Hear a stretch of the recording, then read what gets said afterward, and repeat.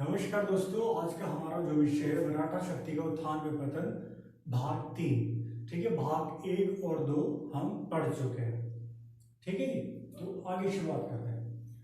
देखिए, बाजीराव द्वितीय यानी कि जो रघुनाथ का बेटा बाजीराव द्वितीय जब शासक बना या पेशवा बना, तो उस समय वास्तविक शक्ति पेशवा के हाथ से जा चुकी थी। वास्तविक शक्ति पेशवा के हाथ में नहीं थी, बल्कि जो मराठा साम्राज्य था पूरा का पूरा, वो 5 सरदारों का यानी कि 5 मराठा सरदारों का एक महासंघ था। कोई एक सेंट्रलाइज्ड पावर नहीं थी जिसकी बात सारे मानते, और इनमें भी आपस में क्या थे, आपस में झगड़े होते रहते थे। ठीक है, एक बार इधर देखिए जो 5 ये सरदार थे, जो 5 बड़े सरदार थे, ये वाला जो क्षेत्र है ये वाला जो क्षेत्र है महाराष्ट्र, ये है गुजरात, और ये क्या है मध्य प्रदेश, और यहाँ तक उड़ीसा तक मैंने बता चुका हूं आपको, यहाँ तक इनका साम्राज्य था यहाँ तक। ठीक है जी, उड़ीसा बल्कि पंजाब तक भी पहुंच चुके थे। तो 5 मराठा जो सरदार थे, तो 2 तो थे, आप कह सकते हैं मध्य प्रदेश में, आज के मध्य प्रदेश। ठीक है जी, तो जो 2 थे वो एक थे सिंधिया, ये सबसे ऊपर है ग्वालियर 2 मध्य प्रदेश में, 2 महाराष्ट्र, आज के हिसाब से अगर देखें तो ग्वालियर में कौन थे, ग्वालियर में कौन थे, सिंधिया, यस, ज्योतिरादित्य सिंधिया, जो आज भी मंत्री है, इनके वंशज है, पहले बता। तो ग्वालियर में कौन थे, सिंधिया। यहाँ क्या है, इंदौर, ठीक है, स्वच्छता में अक्सर नंबर 1 आता है। ठीक है, इंदौर में थे होलकर, और ग्वालियर में सिंधिया, और अब नीचे आ जाओ, पुणे में था पेशवा। ठीक है, पेशवा ने अपना मुख्यालय कहाँ बना लिया था, पुणे में, तो पुणे में था पेशवा, और जो नागपुर था, नागपुर में था भोसले, और इधर वडोदरा गुजरात वाला जो ये ऐसे यहाँ पे ऐसे जो वी बन रहा है, ठीक है ना, तो यहाँ है बड़ौदा, जो आज की डेट में इसको बोलते हैं वडोदरा। ओके, यहाँ थे गायकवाड़। ओके, ये स्थिति क्लियर, आगे बढ़ते हैं। देखिए, वेलेज़िली ने क्या नाम किया, वेलेज़िली ने कई बार, ऑर्थर वेलेज़िली ने कई बार इनको, पेशवा और सिंधिया को सहायक संधि का न्योता भेजा, सहायक संधि का प्रस्ताव रखा, लेकिन नाना फडणवीस जो थे इनके साम्राज्य में बहुत दूरदर्शी थे, तो ये नहीं चाह रहे थे कि अंग्रेजों के झंझटों में पड़े, क्योंकि ये कितने शातिर है, कितने चालबाज है, कितने धोखेबाज, ये भली भांति इनको जानते थे। लेकिन 1802 में क्या हुआ, 1802 में दिवाली के दिन, 1802 में दीपावली के दिन क्या हुआ, होलकर भाई साहब ने, होलकर मतलब इंदौर वाला, इसने पेशवा और सिंधिया की मिलीजुली सेना पर क्या कर दिया, अटैक कर दिया। पेशवा मतलब कौन, ये पूर्णा वाला, और सिंधिया ऊपर, यानी कि इधर भी अटैक, मिलीजुली सेना पर इन पर अटैक कर दिया। और बाजीराव द्वितीय पहले कायर था, पता ही है, कार था, डरपोक था, और ये तुरंत किसके पास भागा गया, अंग्रेजों के पास, काहे के लिए, जिसके लिए वेलेज़िली बोल रहा था, सहायक संधि के लिए, और इसने सहायक संधि पर हस्ताक्षर कर दिए। बस इस संधि ने, ये जो संधि हुई इसको बोलते हैं बसाई में हुई, और इसको बसीन भी बोलते हैं, बसाई भी बोलते हैं, बसीन भी। तो पहला ओंगल मराठा युद्ध की जो पहली संधि हुई, बसीन संधि, वास्तव में इसने युद्ध की शुरुआत की, ओंगल मराठा युद्ध की शुरुआत की, क्योंकि इससे क्या हुआ, अंग्रेजों को इनके मामलों में हस्तक्षेप करने का एक मौका मिल गया। तो 1802 में हो गई बसीन की संधि। अब क्या हुआ, सिंधिया और भोसले की फाइटिंग हुई अंग्रेजों से, किससे, अंग्रेजों से, सिंधिया और भोसले की फाइटिंग हुई अंग्रेजों से, युद्ध हुआ, और गायकवाड़ भाई साहब ने क्या करते, गायकवाड़ वडोदरा वाले यानी कि गुजरात वाला, उसने वो अंग्रेजों की तरफ मिल गया, उसने उल्टा अंग्रेजों की सहायता की, मराठों के खिलाफ है। और होलकर भाई साहब चुप बैठे रहे, क्योंकि भाई होलकर और सिंधिया तो वैसे जाने दुश्मन थे, तो चुप बैठ रहे। फाइनली क्या हुआ, 1803 में दक्षिण में ऑर्थर वेलेज़िली ने असम में सिंधिया और भोसले को पराजित कर दिया, और अंग्रेजों ने अरगांव में सिंधिया और भोसले को भी पराजित किया, यानी कि अरगांव में भी पराजित किया और असम में भी पराजित किया, असम में भी और अरगांव में भी। ओके जी, और उत्तर में क्या हुआ, उत्तर में लॉर्ड लेक ने, ये तो दक्षिण की बात है, उत्तर में लॉर्ड लेक ने, अंग्रेज ने सिंधिया को पराजित किया। ठीक है, और किस पर, अलीगढ़, दिल्ली, आगरा पर कब्जा कर लिया। उत्तर मतलब अलीगढ़ दिल्ली आ गया, उत्तर भारत वाला जो क्षेत्र। और इसमें दो संधियां और हुई, कौन सी? अर्जुन गांव देवगांव, अर्जुन गांव देवगांव, कौन सी? अर्जुन गांव देवगांव। तो बसीन की संधि से युद्ध की शुरुआत, बसीन की संधि से युद्ध की शुरुआत। ये है, गलत हो गया थोड़ा,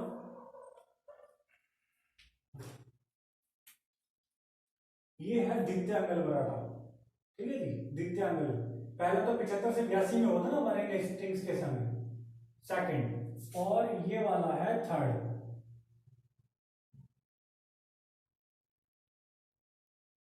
ओके, तो द्वितीयांगल मराठा युद्ध की शुरुआत किससे हुई? बसीन की संधि से हुई, फाइटिंग हुई, होलकर भाई साहब चुपचाप बैठे रहे, और कौन? सिंधिया और भोसले को अंग्रेजों ने पराजित कर दिया, और गायकवाड़ अंग्रेजों की तरफ मिल गया, और अर्जुन गांव और देव गांव की जो है संधि हुई। ठीक, अब संधि में क्या हुआ? जो मुगल सम्राट था, जो मुगल सम्राट अभी किसके दिन आ चुका है? सम्राट होके, ठीक है, लेकिन वो दोबारा किसका? ईस्ट इंडिया कंपनी का पेंशन खोर बन गया। जब 1764 में बक्सर का युद्ध हुआ था, फिर 65 में इलाहाबाद की संधि हुई थी, और उसके बाद इलाहाबाद की संधि के तहत 26 लाख रुपए की पेंशन बांध दी थी, लेकिन इस पर किनका अधिकार हो गया था? इसका पेंशन खोर बन गया था मराठा का। अब फिर से किसका बन गया? ईस्ट इंडिया कंपनी का। और संधि में क्या हुआ? इन्होंने अधीनस्थ सहयोगी बने मराठा, अधीनस्थ सहयोगी मतलब जब भी उनको आवश्यकता होगी वो इनकी सहायता लेंगे। दूसरा, अपने राज्य का कुछ भाग इनको देना पड़ा, और तीसरा, अपने राज्यों में अंग्रेज रेजिडेंट, यानी कि अंग्रेज रेजिडेंट का मतलब है अंग्रेज अधिकारी को रखना तय हुआ। इस तरह से अंग्रेजों का जो अधिकार है गंगा यमुना का दोआब, यानी कि गंगा यमुना जहां तक बह रही है, कहां तक? उड़ीसा तक, उड़ीसा तक, और उड़ीसा के बाद भी क्या पश्चिम बंगाल पर तो अंग्रेजों का पहले ही अधिकार था। तो पूरा गंगा दोआब के क्षेत्र पर, पूरा उत्तर भारत पर लगभग इनका अधिकार हो गया अंग्रेजों का। आगे बढ़ते हैं। अब नंबर था होलकर का, अब नंबर था होलकर, तो गायकवाड़ तो के साथ मिल गया अंग्रेजों के साथ।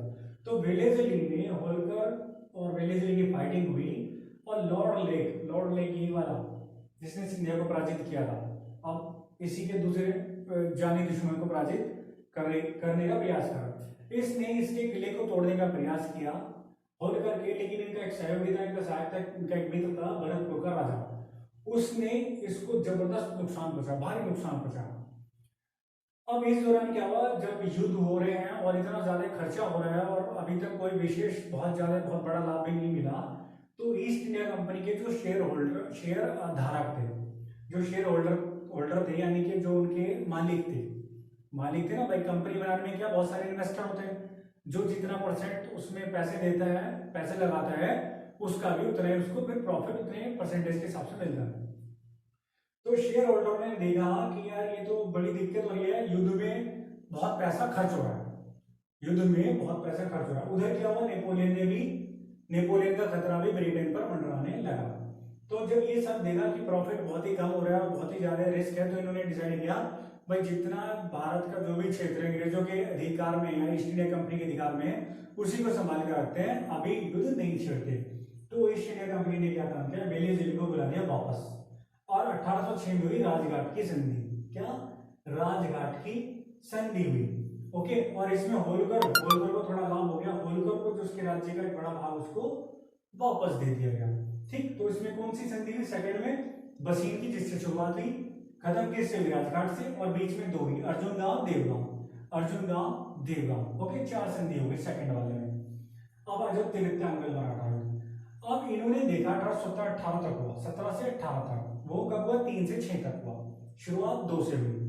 अब इन्होंने देखा कि भाई अंग्रेजों से और अकेले लड़ना बहुत ही मुश्किल है, अगर हम सब लोग यूनाइट होकर लड़े तो इनको पराजित कर सकते हैं।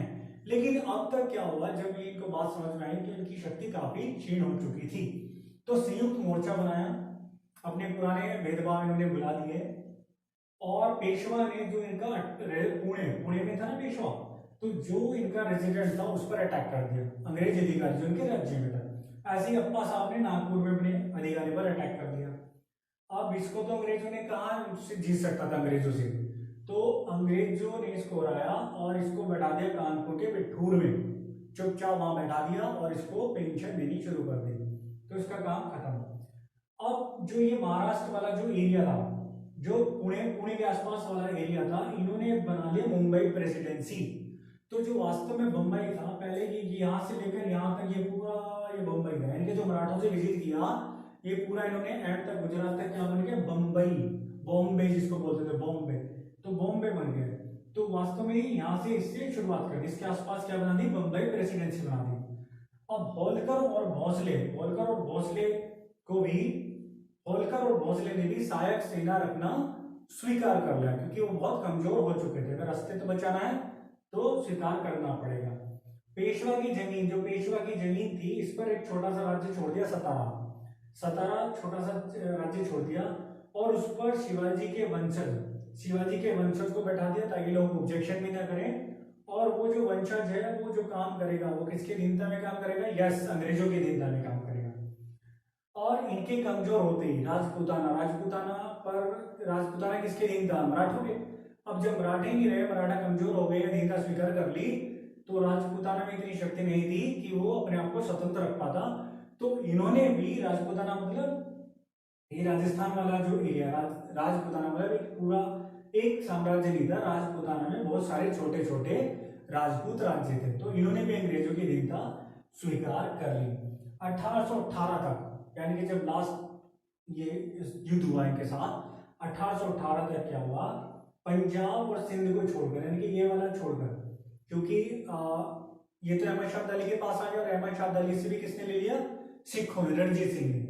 तो पंजाब और सिंध को छोड़कर लगभग पूरा उत्तर भारत महाद्वीप, लगभग पूरा भारतीय उपमहाद्वीप अंग्रेजों के नियंत्रण में आ गया। या तो ये डायरेक्ट अधिकार, डायरेक्ट शासन कर रहे थे, या फिर इनके जो अधीनस्थ राजा हैं वो शासन कर रहे थे।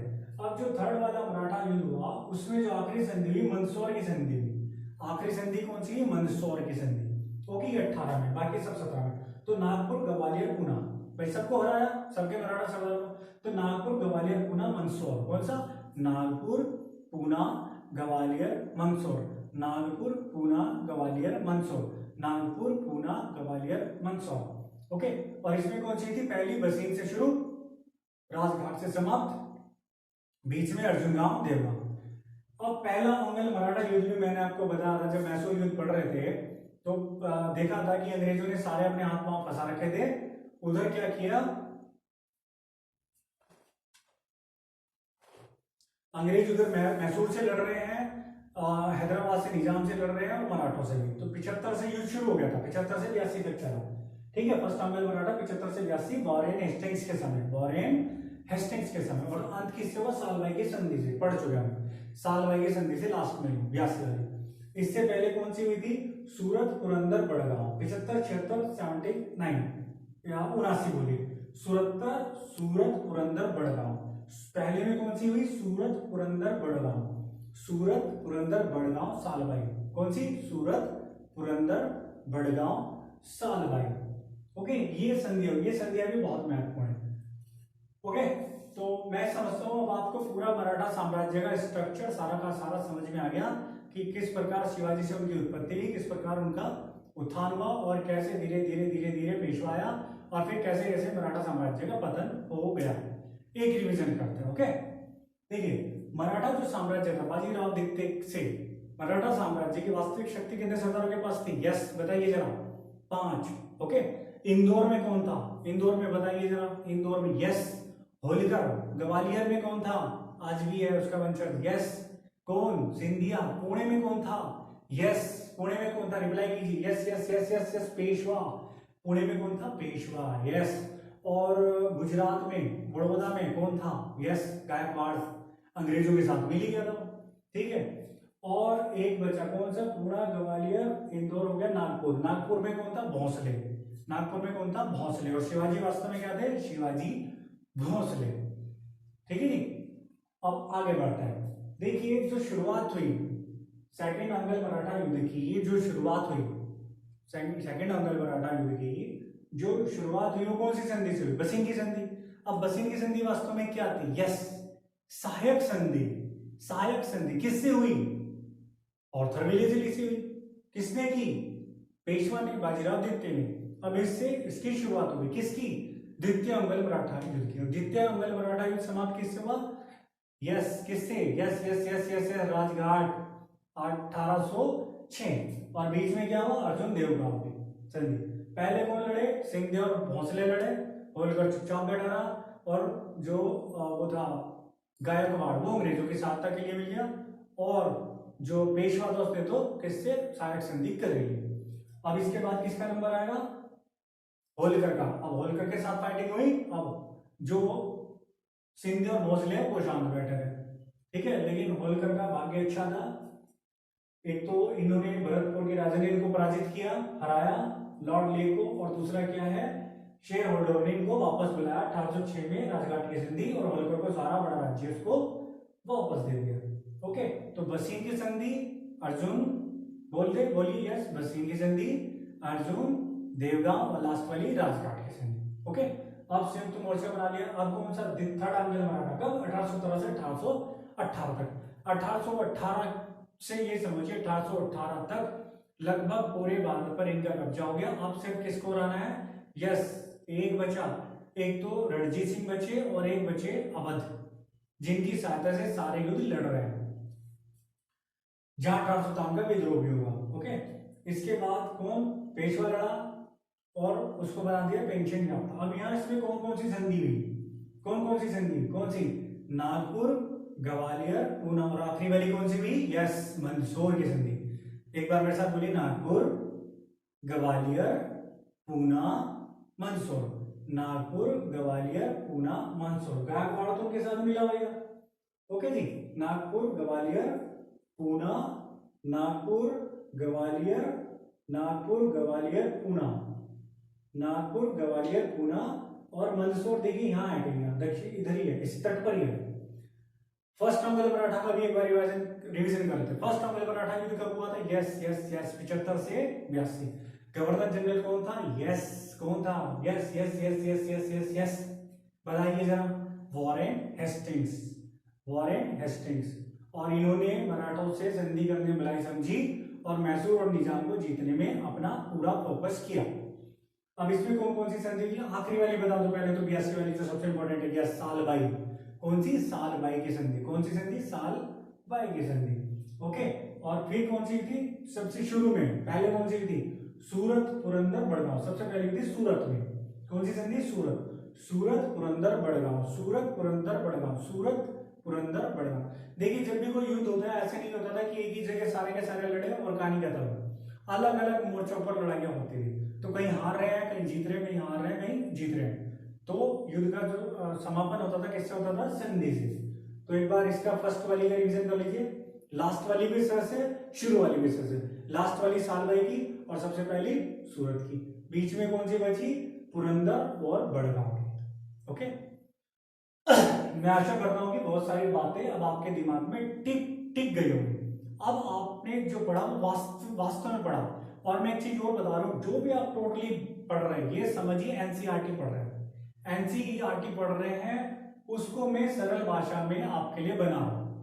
ठीक है, आप एक बार इस वीडियो को और देख लेंगे, तीनों भाग को अच्छे से, तो पूरा का पूरा दिमाग में छप जाएगा, एक भी क्वेश्चन गलत नहीं होगा।